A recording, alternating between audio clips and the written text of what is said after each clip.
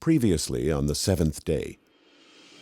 It's clear that loyalty to the Sabbath of the fourth commandment did not die out easily. The Sabbath is the day that marks two great events, the completion of creation and the completion of redemption. And now, part 7 of the seventh day, Revelations from the Lost Pages of History.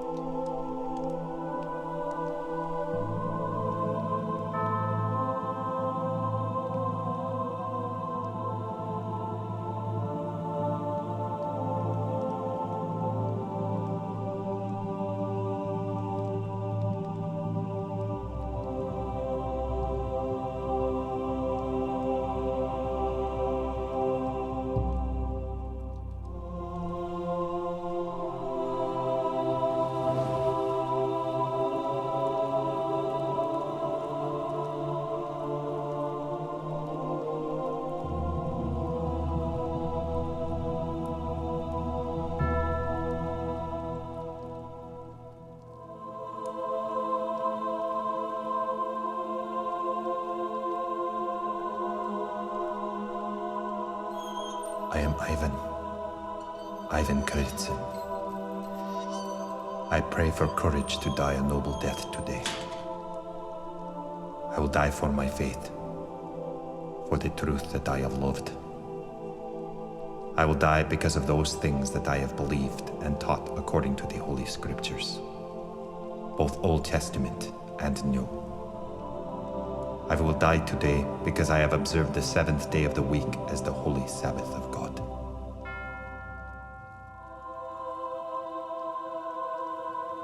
How did it come to this fiery death? I had such hopes. I had visions of the whole Russian church reforming, reviving the pure truth of the gospel.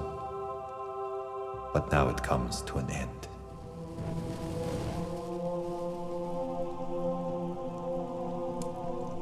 Ivan III. He could not stay away. Once he was our friend. I wonder what is in his heart today. Look there. Elena and Dmitri, Sobotniks, Sabbath keepers like me. The Tsar's own daughter-in-law. His grandson. What will become of them?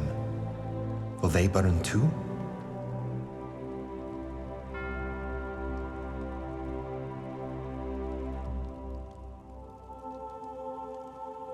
Ah, Sophia. She should be happy today. She was against us from the very beginning.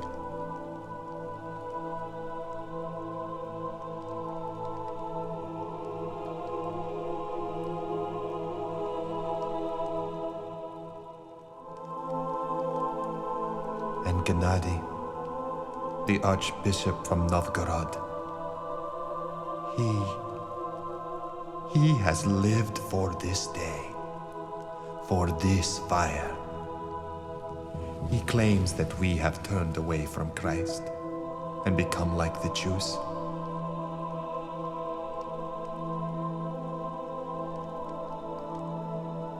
But I am a Christian, and I die today for love of Christ and His Word.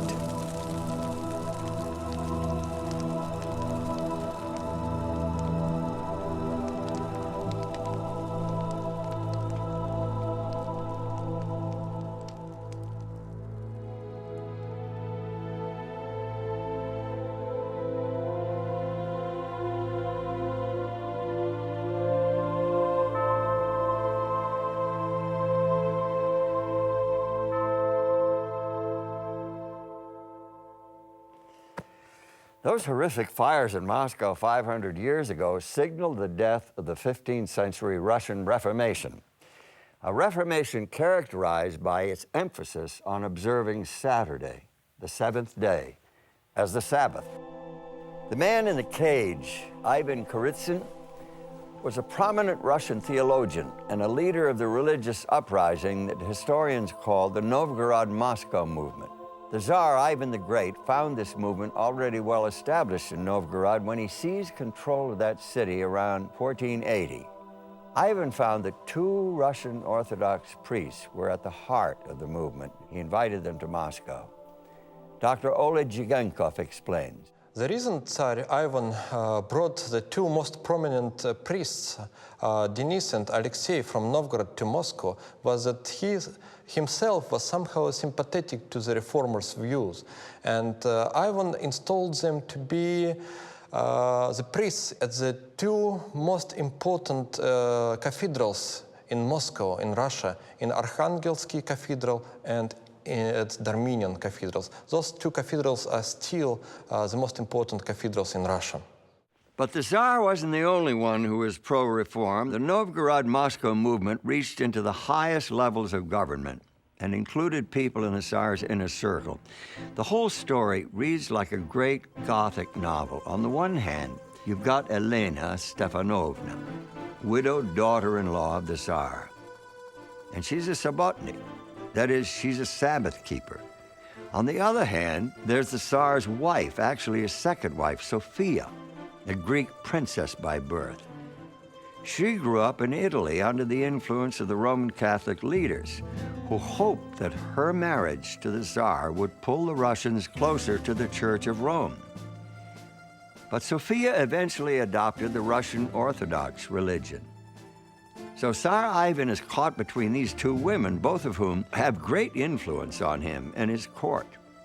And the two of them are on opposite sides of the religious controversy. But the plot thickens. Elena's son, Dmitri, Ivan's grandson, is in line to become the next Tsar. And Dmitri, like his mother, supports the Sabbath-keeping reformers.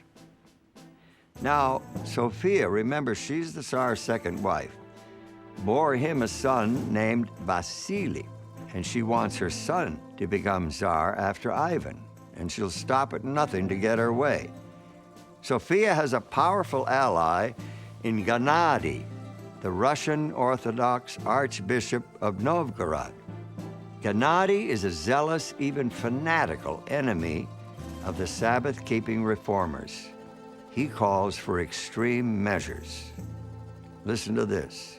And in some of his letters addressed to the Russian Tsar, Gennady venerates the methods of Spanish Inquisition and insists that the Russian Orthodox Church and the Russian state should apply these methods towards the Russian Subotniks movement. Russian Orthodox Church leaders met at the Council of Moscow and condemned the reformers as heretics. The sentence of the council details the charges. Some of you said blasphemy against many holy icons, and some of you cut the holy icons and burned them with fire. And you have all honored the Sabbath more than the resurrection day of Christ. Now, of course, the resurrection day is Sunday, first day of the week. The council accused these reformers of honoring the seventh day, the Sabbath, more than the first day, Sunday. And that's what united their movement. The Council of Moscow was the beginning of the end for the Novgorod-Moscow movement. It eventually died in the flames of Red Square. Elena Stefanovna and her son Dmitri fell out of favor. Their fate is unclear. Tsar Ivan III died, and Sophia's son Vasily took his place, just what his mother wanted. Early in the 16th century, the Muslim kingdom of Adal attacked the Christian empire of Ethiopia. This was a jihad, a Muslim holy war, backed by the powerful Ottoman Turks. It took over vast areas of the country, overwhelming the Ethiopian forces. In desperation, the emperor appealed to Portugal for aid. Several long and difficult years passed, and finally, in 1541, Portuguese troops arrived on the coast of what is now Eritrea. Cristobal da Gama, son of the famous navigator Vasco da Gama, commanded a band of 400 musketeers. Their mission? Rescue Christian Ethiopia. It was a costly effort. In their first major battle, the Portuguese took heavy casualties. Da Gama himself was captured and beheaded by the Muslim commander. Fortunately, with the help of the surviving Portuguese force, Emperor Goladuos beat back the invaders in 1543, ending the Muslim threat.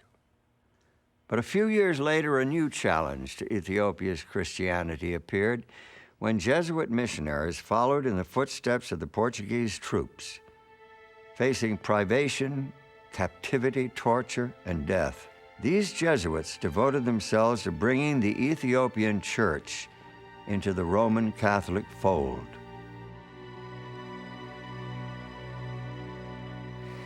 But there were major differences between the Ethiopian Orthodox and Roman Catholic churches, not the least of which was that the Ethiopians observed the seventh-day Sabbath, a practice that dated back at least 1,000 years. Still, the Jesuit missionaries persisted. Finally, Emperor Susenyos embraced the Roman Catholic Church and professed his allegiance to the Pope. In 1622, he proclaimed Roman Catholicism the official religion of his empire. Afonso Mendez, a Jesuit priest, arrived in Africa as the newly appointed patriarch of the Ethiopian Church. With Mendez urging him on, Emperor Susenyos issued a proclamation requiring his people to work on the Sabbath, a desecration of the holy day. That was a big mistake. A violent wave of protests swept over the land. The people rebelled. They refused to give up their traditional religion. Susenyos saw his good intentions trigger a bitter civil war. There were thousands of casualties. Amid the chaos and bloodshed came a voice of reason. Fasilidas, one of his sons, talked to his father, Susenyos, and said, "Look at how many people you have killed. They are our people. Some of them are your relatives." And he convinced his father that what he did was wrong. Susenyos passed another edict, finally, and said, "When I accepted the Roman faith, I thought it was good for the people. But now, even the ignorant peasants choose to die to keep their tradition. From now on," he said, "you are free to worship the way you want. In your churches, in your communities, you are free." Even today, the observance of the seventh-day Sabbath, together with Sunday, is common in Ethiopia, the nation with the world's longest history of Christian Sabbath keeping. You wake up one morning to the sound of policemen pounding on your door. They handcuff you and throw you into the back of a squad car and haul you off to jail without telling you why. They confiscate all your belongings and seize your life savings.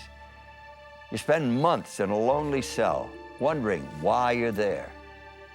Now and then the guards take you to be questioned by detectives, but it's a strange kind of interrogation. They want you to tell them why you've been arrested. They say there are 7 or 8 witnesses against you, but they won't say who they are. They want you to guess that too. Sometimes they torture you. You try to think of who it was that accused you of whatever crime you're supposed to have committed. And then you begin to name names, hoping to hit on the right ones. Sometimes they promise to let you go, but only if you cooperate. So eventually, you begin to make things up. to confess the things you've never done, hoping to satisfy them. After a year or so, they take you to a courtroom with several other prisoners. A judge is reading out the sentences. Some prisoners are getting off easy.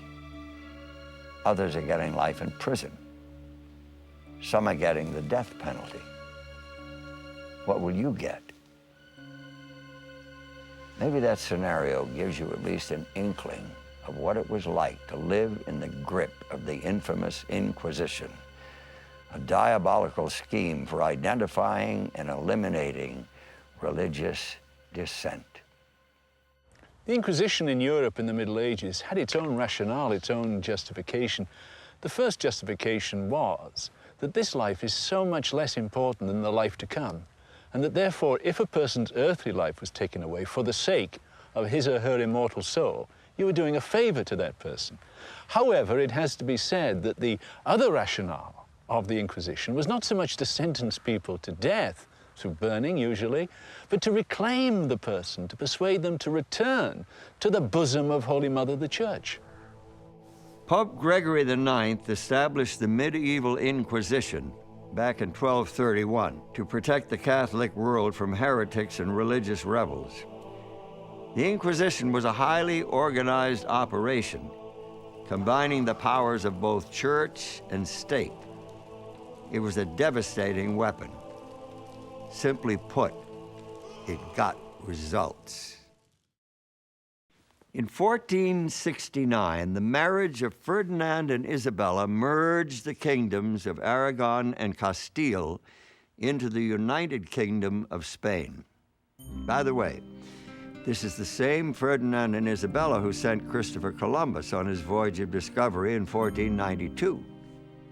The new king and queen were militantly Catholic. In fact, they are called the Catholic monarchs. But they had to face the fact that their Spain was not as Catholic as they wanted it to be. You see, a generation or two earlier, the Jews of Spain had been compelled to convert to Catholicism under threat of deportation and loss of possessions. Now, these forced converts were called New Christians, and the title stuck. They were baptized Roman Catholics, but some of them, perhaps many of them, retained some traditional Jewish customs, like observing the seventh day, Saturday, as the Sabbath. Queen Isabella saw this as a serious desecration of the true Catholic religion. So in 1478, she persuaded the Pope to authorize the Spanish Inquisition. She wanted to purge her church of any taint of Jewish heresy. The power of the Inquisition was subtle and insidious. The inquisitors urged people to spy on their friends, their neighbors, even members of their own families. They used threats and torture to coerce people to give evidence they needed. Hardcore heretics and repeat offenders faced the most extreme measures. They were turned over to the secular authorities for punishment. Some were burned in effigy. Others were burned at the stake, in person. I am Constantino. Oh God, can you hear me? Are there no cruel pagans, no bloodthirsty cannibals worse than ravaging beasts to whom you could deliver me, that I might escape these inhuman barbarians who keep me in this pit? Why am I here? Because of truth? Because of the Sabbath? I have loved your word. I have taught it faithfully. Am I to die here? In this hall? Dr. Constantino Ponce de la Fuente was an immensely popular preacher and a gifted writer. He had traveled throughout much of Europe as chaplain to the imperial court. His peers held him in such high regard that he was elected magisterial canon of the great Cathedral of Seville, a huge Gothic structure that to this day ranks as the largest cathedral in the world. When Constantino preached, great crowds would pack the place to hear his sermons. But Dr. Constantino was a reformer. a particularly dangerous role to play in Seville, the very heart of the Spanish Inquisition. It was here that Constantino and a few of his colleagues adopted some rather un-Catholic views. While holding the highest office in the great cathedral, he, along with his friends, formed what he called the secret Christian church. Constantino believed that Christians should obey the 10 Commandments, and that obedience is made possible through the gracious work of God in the Christian's life. In his opinion, obeying the 10 Commandments includes keeping the Sabbath on Saturday, the seventh day. Members of the newly formed Society of Jesus, the Jesuits, became suspicious of Constantino after hearing his sermons. The Office of the Inquisition repeatedly called him in to explain his teachings. His friends were concerned. He told them, "They want me to be burned, but they found that I am still too green." Officers of the Inquisition finally arrested him in August of 1558 and took him to the Inquisitor's prison just outside Seville. Cut off from his friends and supporters and from the crowds that used to fill the cathedral, Constantino Ponce de la Fuente suffered his last days in a pitiless death trap. There was no crowd to hear his final words when he died in February 1560, another victim of the Spanish Inquisition. Like Spain, neighboring Portugal also needed a solution to the problem of the so-called New Christians. There, the Inquisition began in 1536 and didn't finally end until well into the 19th century. Its 300 years of tyranny and oppression were marked by unspeakable cruelty and violence. Surviving records include long rosters of victims, meticulous accounts that document the human tragedies in short, cold summaries. One of this Inquisition's darkest chapters was written far from Portugal, way to the east in India. How, you might ask, did the Inquisition get there? Well, let me tell you. At the end of the 15th century, Vasco da Gama had sailed around the southern tip of Africa and on to India, opening up the sea route from the Atlantic coast of Europe all the way to the Orient. The Portuguese government quickly laid claim to key portions of India. It was a new world of opportunity. Eventually, many new Christians immigrated there, hoping to find a new life beyond the reach of the inquisitors. But in 1560, the Portuguese Inquisition came to India, headquartered in Goa. It specifically targeted Christians who refused to work on Saturday and who began observing the Sabbath on Friday evening as taught in the Bible. Indeed, most of those being accused were of Jewish origin. The exceptions involved some people in the East who had no Jewish roots, but who observed, for instance, the Sabbath. It may be that those Sabbath keepers who had no roots in Judaism are evidence of the local Indian Christians who had observed the Sabbath for hundreds of years, whose Sabbath customs dated back to the very first Christian churches in India. These local people weren't even Catholic, nor could they be called new Christians. But this didn't protect them from the long reach of the Inquisition of Goa.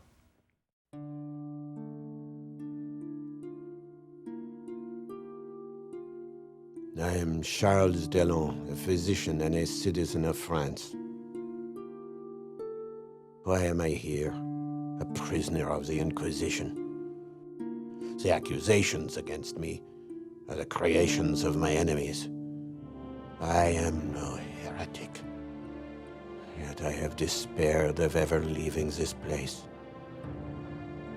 They want me to confess, but confess what? I have confessed again and again.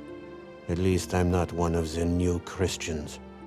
That's who they are really after. We know about Charles Delon's case because he later wrote about it in detail. Accused of only trivial offenses, he was held for 2 long years before his trial. His judges banished him forever from India and sentenced him to 5 years as a slave laborer in the shipyards of Lisbon. He was more fortunate than most. Friends from France intervened on his behalf, and he won an early release from the Inquisitor General. In 1677, he returned safely to France, where he began to write about his nightmare as a victim of the Inquisition. In his account, he claims that a majority of those burned at the stake for Judaizing were not Jews at all, but Christians who kept the Sabbath. When he nailed his 95 Theses to the cathedral door in Wittenberg, Martin Luther really didn't mean to turn the Christian world upside down. But Luther had started a fire that no one could put out.